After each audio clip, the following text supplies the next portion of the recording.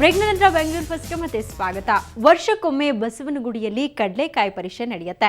ಇಷ್ಟೇ ಅಲ್ಲ, ಉದ್ಯಾನ ನಗರಿಯ ಮತ್ತೊಂದು ಕಡೆ ಇಂತಹ ಪರೀಕ್ಷೆ ನಡೆಯುತ್ತೆ. ಅದು ಸೋಮಾಪುರದ ಕಡಲೆಕಾಯಿ ಪರೀಕ್ಷೆ.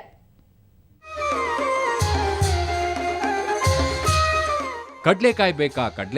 ಕಡ್ಲೆಕಾಯಿ ಪರಿಷೆಯಲ್ಲಿ ಇವತ್ತು ಲೀಟರ್ಗೆ 4 ರೂಪಾಯಿನಂತೆ ಕಡ್ಲೆಕಾಯಿನ ಮಾರಾಟ ಜೋರಾಗಿ ನಡೀತು. ಅಂದ್ಹಾಗೆ ಇವತ್ತು ಮಾತ್ರ ನಡೆದ ಅಗ್ಗದ ಜಾತ್ರೆ ಇದು. ನೈಸ್ ರಸ್ತೆಯಲ್ಲಿರೋ ಸೋಮಪುರದಲ್ಲಿ ನಡೆದ ಜಾತ್ರೆಗೆ ಭಾರಿ ಜನ ಸೇರಿದ್ರು. ಕಡಲೆಕಾಯಿ ಪರಿಷೆ ಮತ್ತೆ ನಮ್ಮ ಸುತ್ತಮುತ್ತಲ ರೈತರು ಜನಗಳಿಗೆ ಕಡಲೆಕಾಯಿ ಮತ್ತು ಕಬ್ಬು ವಿಶೇಷವಾಗಿ ವಿತರಿಸ್ತಿದ್ದೀವಿ. ಕಳೆದ ಬಾರಿ ಒಂದು 20 ರಿಂದ 25 ಸಾವಿರ ಜನ ಸೇರಿದ್ರು. ಆದರೆ ಈ ಬಾರಿ ನೂಕು ಜಾಸ್ತಿ ಆಯಿತು. ಒಂದು 50 ರಿಂದ 60 ಸಾವಿರ ಜನ.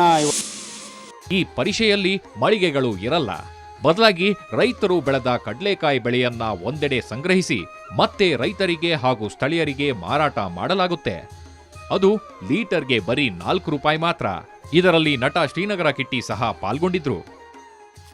ಸಂಕ್ರಾಂತಿ ಆಚರಿಸ್ತೀವಿ, ಅದು ಮಾಮೂಲಿ ಎಲ್ಲರೂ ಆಚರಿಸ್ತಾರೆ. ಆದರೆ ಸುತ್ತಮುತ್ತಲಿನ ಜನಗಳಿಗೂ ಸಹಾಯ ಆಗೋ ಥರ ಮತ್ತು ನಮ್ಮ ಸಂಸ್ಕೃತಿನ ಇಷ್ಟು ಚೆನ್ನಾಗಿ ಬಿಂಬಿಸೋ ಥರ ರುದ್ರೇಶ್ ಅವರು ಇದು ಸತತವಾಗಿ 4ನೇ ವರ್ಷ ಮಾಡ್ತಾಯಿದ್ದಾರೆ.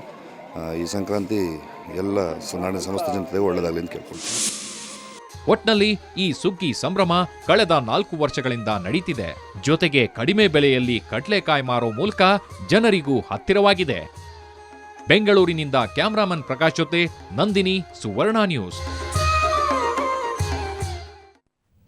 ಉತ್ತರ ಕರ್ನಾಟಕದ ಕ್ಷೇಮಾಭಿವೃದ್ಧಿ ಸಂಘದ ವತಿಯಿಂದ ಮಕರ ಸಂಕ್ರಾಂತಿ ಪ್ರಯುಕ್ತ ಯಲಹಂಕ ಉಪನಗರದಲ್ಲಿ ಸಾಂಸ್ಕೃತಿಕ ಸಂಜೆ ನಡೆಯಿತು. ಸಮಾರಂಭದಲ್ಲಿ ಉತ್ತರ ಕರ್ನಾಟಕದ ನಾನಾ ಜಾನಪದ ಸಾಂಸ್ಕೃತಿಕ ಕಾರ್ಯಕ್ರಮವನ್ನು ಆಯೋಜಿಸಲಾಗಿತ್ತು. ಯಲಹಂಕ ಶಾಸಕ ವಿಶ್ವನಾಥ ದಂಪತಿ ಸೇರಿದಂತೆ ಸುವರ್ಣ ನ್ಯೂಸ್ ನಿರೂಪಕಿ ಶ್ವೇತಾ ಮಠಪತಿ ಕಾರ್ಯಕ್ರಮದಲ್ಲಿ ಮುಖ್ಯ ಅತಿಥಿಗಳಾಗಿ ಪಾಲ್ಗೊಂಡಿದ್ರು. ಉತ್ತರ ಕರ್ನಾಟಕದ ದಿರಿಸಿನೊಂದಿಗೆ ಬಂದಿದ್ದ ಪ್ರೇಕ್ಷಕರು ಸಾಂಸ್ಕೃತಿಕ ಸಂಜೆಯನ್ನ ಸಖತ್ತಾಗಿ ಎಂಜಾಯ್ ಮಾಡಿದರು.